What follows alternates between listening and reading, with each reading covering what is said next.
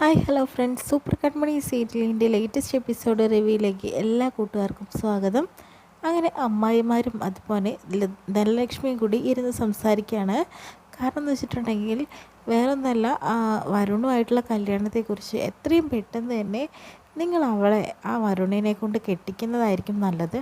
അല്ല, കൃഷ് അവളെ കെട്ടത് പറഞ്ഞിട്ടൊന്നും നിങ്ങൾ നിൽക്കണ്ട, ആ ചെറുക്കൻ്റെ വാക്കും കേട്ടിട്ട്. കാരണം എന്ന് വെച്ചിട്ടുണ്ടെങ്കിൽ അവൾക്ക് നല്ലൊരു ജീവിതം വേണ്ടേ, അതിന് വേണ്ടിയിട്ടാണ് ഈ പറയുന്നത്. പിന്നെ ക്രിസാറിൻ്റെ ഒരു സ്വഭാവം വെച്ചിട്ടാണെങ്കിൽ അയാൾ ഒരുപാട് പെണ്ണുങ്ങളുടെ പുറകെ പോയിട്ടുണ്ട്. അതിലൊരു പെണ്ണാണ് കൺമണി എന്ന് വിചാരിച്ചാൽ മതി.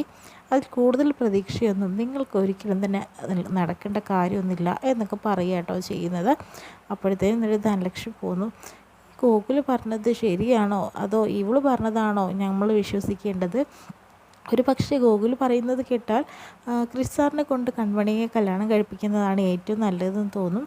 പക്ഷേ ധനലക്ഷ്മി പറയുന്നത് കേട്ട് കഴിഞ്ഞാൽ വരുണിനെ കൊണ്ടാണ് കെട്ടിക്കുന്നത് തോന്നും. ഇതാകെ കൺഫ്യൂഷനായല്ലോ. എന്തായാലും അവനോടൊന്ന് ചോദിക്കട്ടെ എന്നൊക്കെ പറയുന്നുണ്ട്. അതിനുശേഷം തന്നെ കാണിക്കുന്നത് ഗോകുലിനെയും കൺമണിയാണ്. അപ്പോൾ കൺമണി വിഷമിച്ചിരിക്കുന്നുണ്ട്. അപ്പോൾ ചോദിക്കുകയാണ് ഗോകുൽ, എന്താ അപ്പോൾ ഇന്ന് ഓഫീസിൽ പോകുന്നില്ലേ? ഇന്ന് പുതിയൊരു ചാർജ് എടുത്തിരിക്കുകയല്ലേ, എന്നിട്ട് എന്താ ഇങ്ങനെ ഇരിക്കുന്നത്? എനിക്ക് പോകണമെന്നില്ല ഗോകുലെ. ആ കാര്യമാണെങ്കിൽ അപ്പം വിട്. കാരണം ആ ക്രിസാറിൻ്റെ വീട്ടിൽ ആ ആൻറ്റിയമ്മ പറഞ്ഞ കാര്യങ്ങളൊക്കെ വിട്ടേക്ക്. കാരണം എന്ന് വെച്ചിട്ടുണ്ടെങ്കിൽ അവരുടെ സ്വഭാവം കുറച്ചൊക്കെ അങ്ങനെയല്ലേ. പിന്നെ സുജാത മേഡം സാഗർ സാറൊക്കെ അപ്പം നന്നായിട്ട് തന്നെയല്ലേ അങ്ങോട്ട് കൊണ്ടുവന്നിട്ടുണ്ടായിരുന്നത്. അവരൊന്നും പറഞ്ഞില്ലല്ലോ. പിന്നെ നാളെ ക്രിസാറിൻ്റെ ഭാര്യയായി കഴിഞ്ഞിട്ടുണ്ടെങ്കിൽ അവർ ബന്ധുക്കൾ മാത്രമാണ് ഈ ആൻറ്റിയമ്മ. അപ്പയ്ക്ക് അവരെയൊക്കെ മിരട്ടി നിർത്താം, അവരുടെ മേലെ അപ്പയ്ക്ക് തന്നെ അധികാരം ഉണ്ടാവും എന്നൊക്കെ പറയുന്നുണ്ട്. നീ എന്തൊക്കെയാടാ ഈ പറയുന്നത്?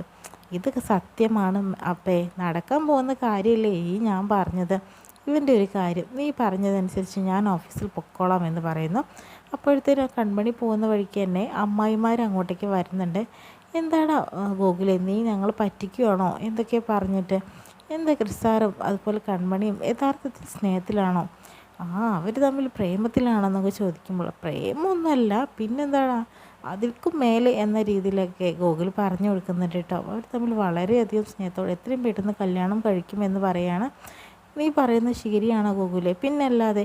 പിന്നെ കൺമണി നമ്മുടെ അപ്പയ്ക്ക് അവിടെ ചീഫ് ഡിസൈനറായിട്ട് ഒരു ജോലിയും ഒരു പ്രമോഷനും കൂടി കിട്ടിയിട്ടുണ്ടെന്ന് പറയുന്നു. അതെയോ എന്നൊക്കെ പറഞ്ഞ അമ്മായിമാർക്ക് നല്ല അത്ഭുതമാണ് കേട്ടോ.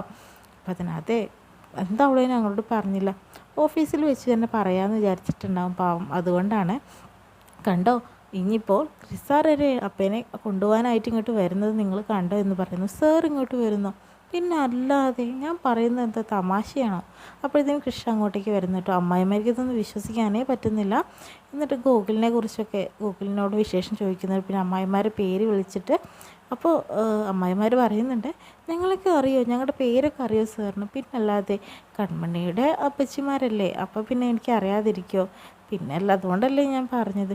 പിന്നെ ഇത് എൻ്റെയും കൂടി വീടല്ലേ എന്നൊക്കെ ഇതിലൊരു അംഗം ഞാനും കൂടി അല്ലേ എന്ന് പറയുമ്പോഴത്തേനും സാർ ഇവിടുത്തെ ഒരു അംഗം തന്നെയാണെന്നൊക്കെ അവർ പറയുന്നു. ഞാനേ കൺമണിയെ കൊണ്ടുപോകാനായിട്ട് വന്നതാണ് എന്ന് പറയുന്നു. അതെയോ, ഞങ്ങൾ എന്നാൽ കൺമണിയെ പോയി വിളിച്ചുകൊണ്ട് വരാം എന്ന് പറയുന്നു.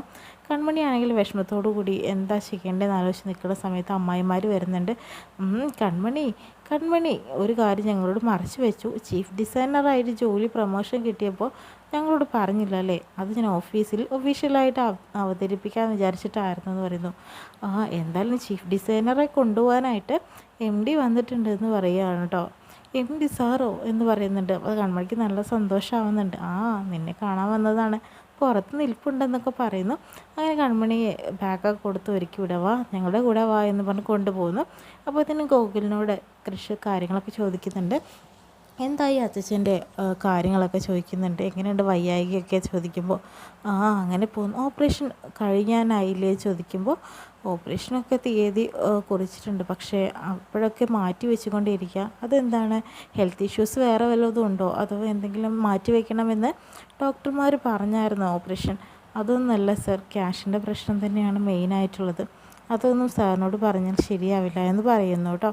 അതിനുശേഷം വീണ്ടും കൺമണിയെ കൊണ്ടുവരിക കേട്ടോ ചെയ്യുന്നത്. കൊണ്ടുവരുമ്പോഴത്തേനും പിന്നെ ഞാൻ കൺമണിയോട് ഒരു സോറി പറയാനും കൂടിയാണ് വന്നിട്ടുള്ളത്. കാരണം എന്ന് വെച്ചിട്ടുണ്ടെങ്കിൽ ഇന്നലെ വീട്ടിൽ നടന്ന കാര്യങ്ങളൊക്കെ എനിക്ക് നല്ല വിഷമം, ഒരു നിമിഷം പോലും ഞാൻ ഉറങ്ങിയിട്ടില്ല കൺമണി എന്ന് പറയുന്നു. അപ്പോൾ സാർ എന്താ സാറ് ഞാൻ വിളിച്ചപ്പോൾ നീ ഫോൺ എടുത്തില്ല, ഞാൻ ഉറങ്ങിപ്പോയി സാർ എന്ന് കൺമണിയും പറയുന്നുണ്ട് കേട്ടോ. അപ്പോൾ അമ്മായിമാർ പറയുന്നുണ്ട്, ഓ കൺമണിയോട് സോറി എന്നൊക്കെ പറയുന്നുണ്ടെന്നൊക്കെ പറയുന്നു. എന്തെങ്കിലും കാര്യങ്ങളൊക്കെ പോട്ടെ, കൺമണി വാ ഞാൻ കൊണ്ടുപോകാം കേട്ടോ. അപ്പം അമ്മായിമാരോട് പറയുന്നുണ്ട്, നിങ്ങളുടെ കൺമണിയെ ഞാൻ കൊണ്ടുപോകാം കേട്ടോ എന്ന് പറയുന്നു. ഓ എപ്പോൾ കൊണ്ടുപോകണം, കൊണ്ടുപോയിക്കോ സാർ എന്ന് പറയുകയാണ്. അത് ഇഷ്ടത്തിൻ്റെ കൺമണിയെ കൊണ്ടുപോവുക കേട്ടോ. കാറിൽ പോയി ബാക്കിലിരിക്കുന്ന സമയത്ത് തന്നെ ഗോകുൽ ഓടിച്ചതിലുണ്ട്. അപ്പോൾ ഫ്രണ്ട് സീറ്റിലിരിക്കുമെന്ന് പറഞ്ഞിട്ട് ഡോറൊക്കെ തുറന്നു കൊടുക്കുന്നു കേട്ടോ. അപ്പോൾ തന്നെ അപ്പച്ചിമാരോട് ഗോകുൽ പറയുന്നുണ്ട്, ഇപ്പം ഞാൻ പറഞ്ഞ കാര്യം എന്തായി എന്ന് പറയുമ്പോൾ, എടാ മോനെ വിശ്വാസമായടാ, എല്ലാം വിശ്വാസമായി എന്ന് പറയുന്നു കേട്ടോ. അപ്പോഴത്തേനും അവിടെ ധനലക്ഷ്മി എല്ലാം കേട്ടുകൊണ്ട് നിൽക്കുകയാണ്. പിന്നീട് അപ്പച്ചിമാരെല്ലാവരും കൂടി സംസാരിക്കുന്നത് എന്താണെന്ന് വെച്ചിട്ടുണ്ടെങ്കിൽ, എന്തായാലും കൺമണിക്ക് ക്രിസാർ തന്നെയാണ് ചേരുക. ആ വരുണിനേക്കാളും എന്തുകൊണ്ട് നല്ലവനാണ്. പടം കൊണ്ടും പ്രതാപം കൊണ്ടും സൗന്ദര്യം കൊണ്ടും ഏറ്റവും മുന്നിൽ നിൽക്കുന്ന ക്രിസാർ തന്നെയാണ്.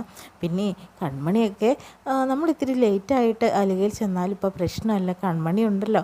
മാത്രമല്ല ഇന്നല്ലെങ്കിൽ നാളെ നമുക്കും പ്രമോഷനൊക്കെ കിട്ടും എന്ന് പറയുന്നത്. കൺമണിയുടെ ആ ഓഫീസ്, അതായത് അലിക നമ്മുടെയും കൂടി അല്ലേ. പിന്നെ കല്യാണം കഴിഞ്ഞാൽ എത്രയും പെട്ടെന്ന് തന്നെ ക്രിസാറുമായിട്ട് കൺമണിയുടെ കല്യാണം കഴിയട്ടെ എന്ന് പറയുന്നു.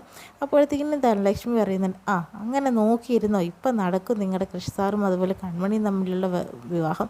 ആ വരുണുമായിട്ടുള്ള കല്യാണം ഉറപ്പിച്ച് വെച്ചിട്ട് അവൻ്റെ കയ്യിൽ നിന്ന് 10 ലക്ഷം രൂപ വാങ്ങിയിട്ട് വേണ്ടാന്ന് വെക്കാൻ പറ്റുമോ? അപ്പോൾ അമ്മായിമാർ പറയുന്നുണ്ട്, ആരാ 10 ലക്ഷം രൂപ വാങ്ങി, നീയല്ലേ? അതെന്താ ബലരാമൻ സാറിൻ്റെ തിരിച്ചു കൊടുക്കാൻ വേണ്ടിയിട്ടാണെന്ന് പറഞ്ഞത്. ബലരാമ സാറിന് തിരിച്ചു കൊടുത്തോ, പക്ഷേ ആ സാറ് തന്ന 10 ലക്ഷം രൂപയും അതുപോലെ തന്നെ വരുണിൻ്റെ വീട്ടുകാർ തന്നിട്ടുള്ള 101 പവൻ സ്വർണവും നീയല്ലേ ഒളിപ്പിച്ച് വെച്ച് ധനലക്ഷ്മി. എന്നിട്ട് നീ എന്താ ഞങ്ങളോട് വാശി പിടിക്കാനായിട്ട് വരുന്നത്?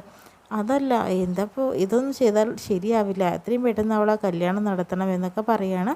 എന്തായാലും വരുണിൻ്റെ കൂടെ ഇനി ഞങ്ങളുടെ കൺമണിയെ അയക്കാൻ ഞങ്ങൾ തീരുമാനിച്ചിട്ടില്ല.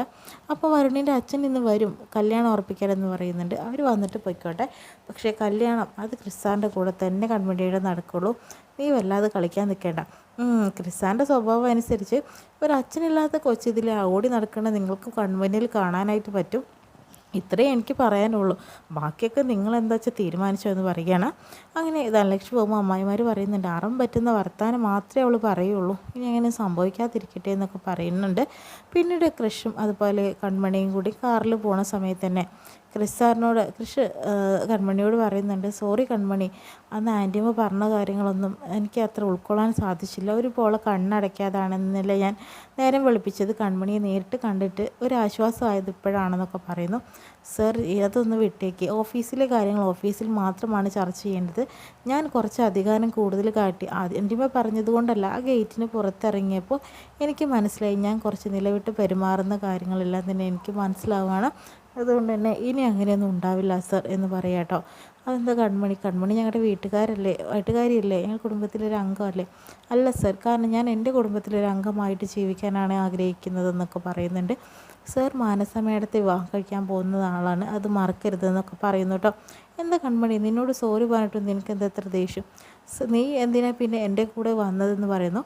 എൻ്റെ വീട്ടിൽ ഒരാൾ വന്ന് എന്നെ ക്ഷണിച്ചപ്പോൾ തീർച്ചയായും അയാളുടെ പുറകെ ഞാൻ വന്നതാണ്. അവരെ വീട്ടിൽ വെച്ചിട്ട് അപമാനിക്കേണ്ട എന്ന് പറഞ്ഞിട്ടല്ലാതെ വേറെ ഇതിൽ വരണമെന്ന് എനിക്ക് യാതൊരു ആഗ്രഹവുമില്ല എന്ന് പറയുന്നു. അപ്പോൾ കൺമണി ഇറങ്ങുന്നുണ്ട് കേട്ടോ. കൺമണി നീ പോവല്ലേ, നീ ഞാൻ പറഞ്ഞു കേൾക്ക് സർ നമ്മൾ രണ്ടുപേരും രീതികൾ മാറ്റങ്ങളും ഉണ്ട്, അതുകൊണ്ട് തന്നെ ഇനി അങ്ങനത്തെ ഒരു ബന്ധമൊന്നും വേണ്ട. ഇനി എന്തായാലും സാറിൻ്റെ വീട്ടിലേക്ക് അങ്ങനെയൊന്നും ഞാൻ വരുന്നില്ല. ആൻറ്റിയമ്മ പറഞ്ഞത് വളരെ ശരിയാണ്, നമ്മൾ നിൽക്കേണ്ട അടുത്ത് നിന്നാലേ കാര്യമുള്ളൂ. സാർ വണ്ടിയിൽ പോയിക്കോ, ഞാൻ ഇവിടുന്ന് വണ്ടി വിളിച്ചിട്ട് വന്നോളാം എന്നൊക്കെ പറയുന്നുണ്ട്.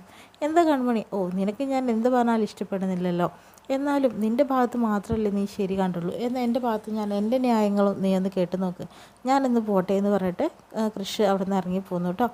ഇറങ്ങിപ്പോകുന്ന സമയത്താണ് 2 ഗുണ്ടകൾ വന്നിട്ട് അടിക്കാനായിട്ട് വരുന്നത് പോലെ, അതായത് കത്തിയൊക്കെ ആയിട്ട് വരുന്നത് പോലെ കാണിക്കുന്നുണ്ട്. കൺമണി കൃഷ്ണനെ ആക്രമിക്കാനായിട്ട് വരുന്നുണ്ട് പറഞ്ഞിട്ട് കൃഷ്ണൻ്റെ അടുത്തേക്ക് ഓടി ചെല്ലുന്നതായിട്ടാണ് കേട്ടോ ഇന്നത്തെ എപ്പിസോഡ് വിശേഷങ്ങൾ കാണിക്കുന്നത്.